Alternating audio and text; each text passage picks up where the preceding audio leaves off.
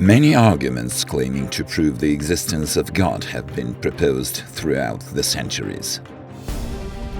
A popular argument is that since all effects come from causes, there must have been a first cause that is outside the material world, an uncaused cause.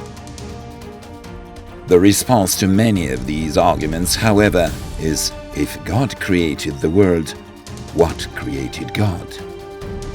In other words, if everything in the universe has a cause, why does God get a free pass? Don't we need an explanation for his origin as well? In order to answer such questions, we first need to clarify what we mean by God. If God is just another one of the causes within the system of causes that science explains, then we would need to search for a cause for God as well.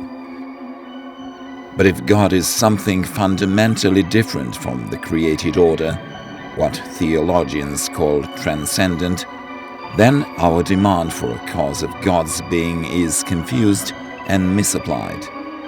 Modern conceptions of God are often strongly influenced by the deism movement of the Enlightenment, which portrayed God as an explanation for the origin of the universe, the moral law, and not much else. The deist God is the gray-haired old man in the attic who doesn't bother much with us on the lower floors.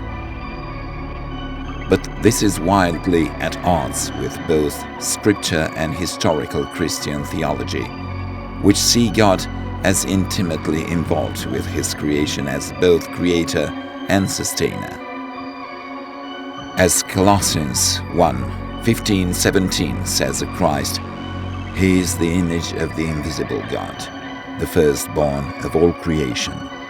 For in him all things in heaven and on earth were created, things visible and invisible, whether thrones or dominions or rulers or powers, all things have been created through him and for him.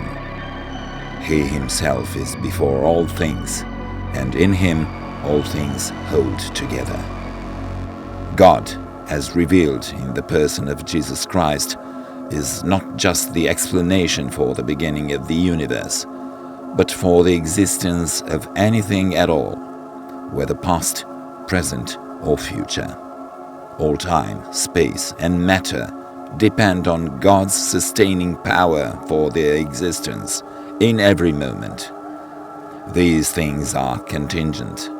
That is to say, they don't have to exist, and so because they do exist, we are right to ask for the causes of their existence.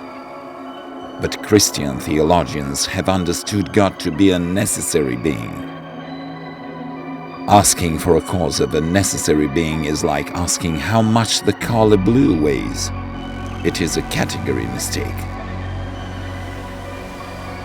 The discovery in the past 100 years of strong evidence for a point of beginning for our universe, the Big Bang, has had a tremendous impact on this discussion. Many Christians have seen the Big Bang as proof that time, space, and matter are temporal and not eternal, which indeed point to the need for a creator. But we advise Christians to be cautious. God would still be the creator, even if the universe did not have an empirically discernible beginning, as some current theories, such as those concerning the multiverse, suggest. We should not feel threatened as Christians by any of these theories, because none of them can ever explain why anything exists in the first place. Science is powerless to answer that question, because it can only speak in terms of cause and effect. Every worldview must believe in a cause that itself is uncaused. And Christians understand this uncaused cause as the Creator God, maker of heaven and earth.